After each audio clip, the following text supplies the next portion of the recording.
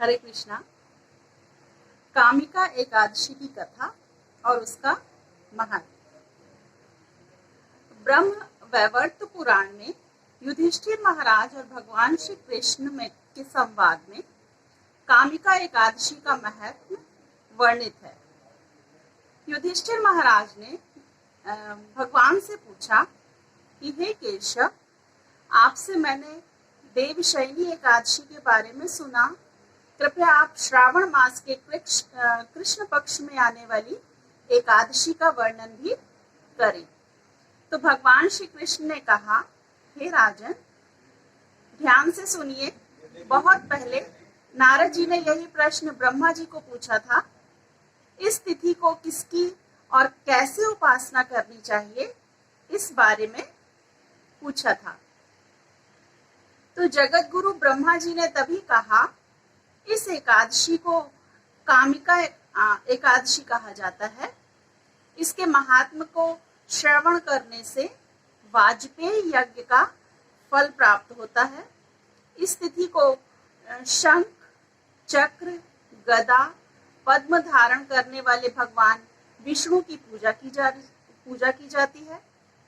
इस दिन भगवान विष्णु की उपासना करने से पवित्र तीर्थ स्थान जैसे कि गंगा, काशी, नैमिषारण्य, पुष्कर जैसे पवित्र स्थानों पर स्नान करने का पुण्य प्राप्त होता है।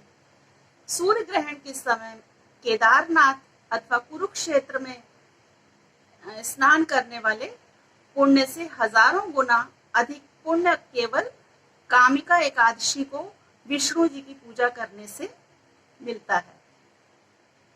जिस प्रकार कमल को पानी स्पर्श नहीं कर सकता, उसी प्रकार कामिका एकादशी करने वाले को पाप स्पर्श नहीं कर सकता। जो कोई भी तुलसी पत्र से भगवान श्री हरि की उपासना करता है, वह सभी पापों से मुक्त हो जाता है। तुलसी के केवल दर्शन मात्र से सभी पाप नष्ट हो जाते हैं। तुलसी देवी को स्पर्श करने से हम पावन बन जाते हैं। उसकी प्रार्थना करने से व्यक्ति रोग मुक्त हो जाता है और उसे स्नान कराने से यमराज का मुख देखना असंभव है तथा उनका डर नहीं रहता। तुलसी रोपण करने से भगवान श्री कृष्ण के साथ रहने का भाग्य प्राप्त होता है और उनके चरण कमलों पर तुलसी अर्पण करने से भक्ति प्राप्त होती है।